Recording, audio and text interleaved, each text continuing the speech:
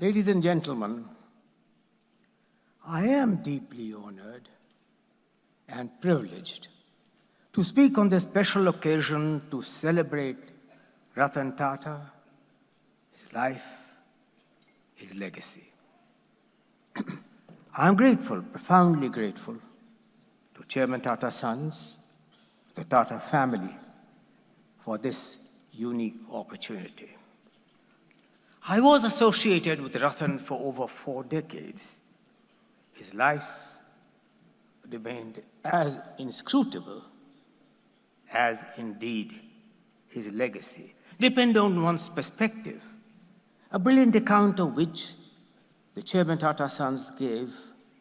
In the film, equally, depending on the perspective, is it the Ratan, the compassionate you are looking at, who brought relief to every home affected by the profound tragedy? To Suma Varghese, for instance, the moving account. Or, for instance, the surprise visit to receive his 2 favorite dogs, Tito and Goa, at the Victoria Terminal station. Or, for instance, to decline, in one of the obituaries I read, the invitation from King Charles because one of his dogs was not well. Ratan, for his micro-memory details, in remembering to me years after the menu of a meal he may have had with you years ago. Ratan the abstemious, who believed in frugality and in his abstemious lifestyle. Or Ratan the soft-spoken, understated, but always with a remarkable sense of soft-spoken aggressiveness. A perseverance to stay the course, to see the difficulties through. He deeply believed in what he said. Life must be with ups and downs. If it was not, a straight line in the ECG, he said, means you are no more around. Ratan had outlined his vision for the Tata in a letter very far, long ago, 17th of March, 1978, outlining what he wanted to do. Is it Ratan the innovator, Ratan the inquisitive? Ratan himself acknowledged this in many ways. When in writing one of the endorsements for the many books which have been written about him, he said, one book is not enough. You go ahead and give your perspective. So whether it is these books which have been written already or may be written, there will be one unanimous conclusion. He did not fulfill or could not stay in any stereotype in which you would wish to keep him. My own relationship with Ratan evolved over time. Each of our meetings was warm, full of ideas. He left you with a positive feeling. Ratan was 10 years old when India became independent. India was struggling for the 3 F's: food, fuel, and fertilizer. As Ratan grew up, contrary to what his father's wishes were, he preferred to go to the United States and the obvious place, United Kingdom. Why? This is because he had seen the last few years of the colonial rule. This is because he wanted to get away from the old world to the new world.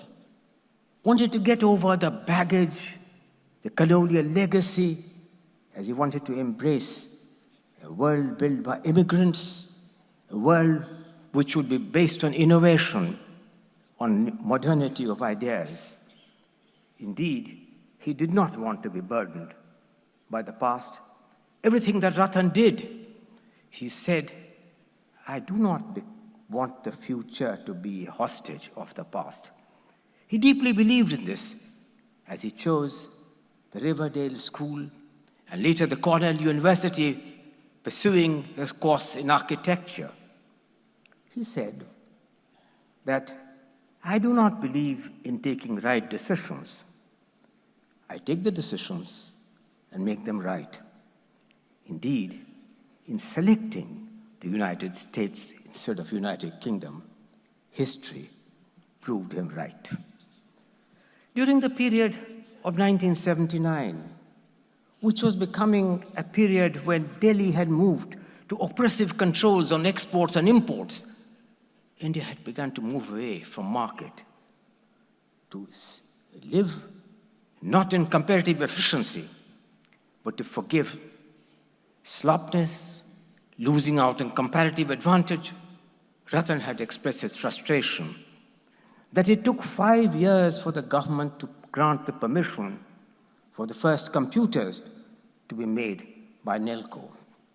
He had expressed this unhappiness in the 80s, in unhappiness in multiple ways in his first strategic plan of 81, which he scribbled through as he nursed his mother at the Sloan Kettering Hospital in the United States.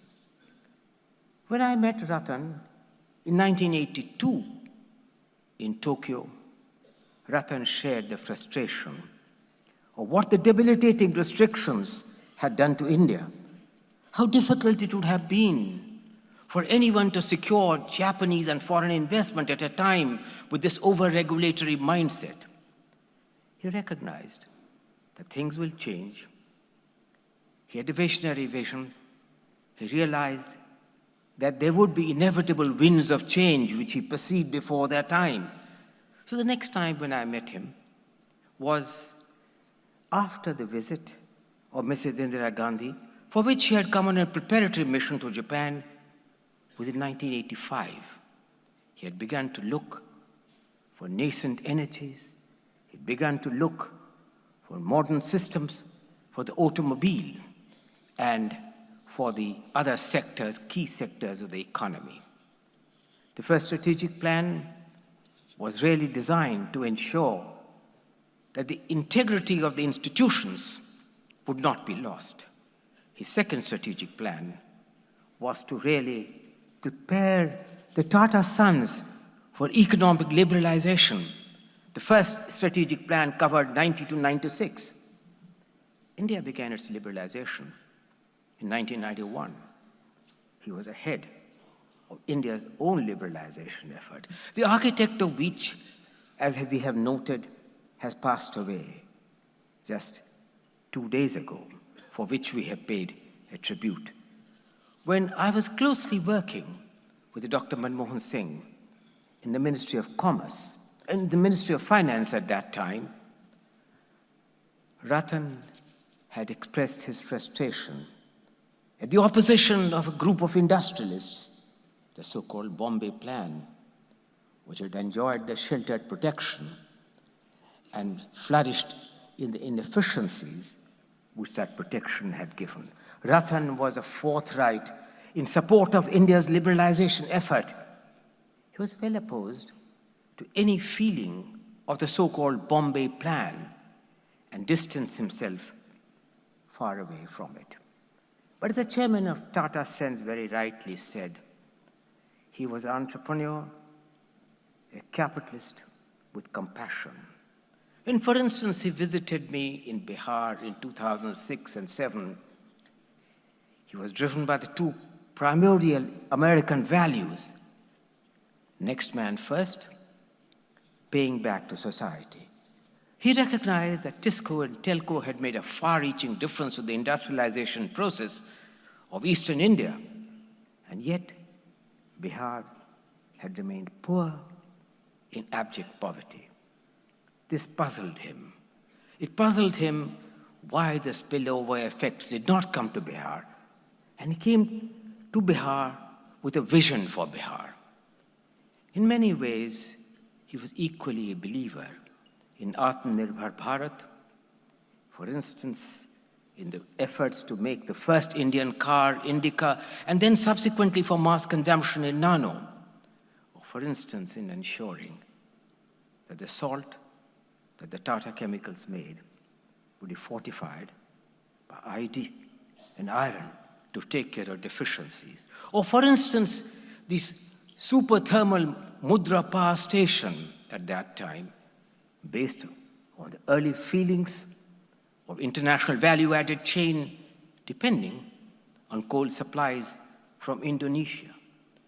Much, much later, many who are present here will recognize that during the period of Prime Minister Atal Bihari Vajpayee, Ratan was made the chairman of the Commission on Investment.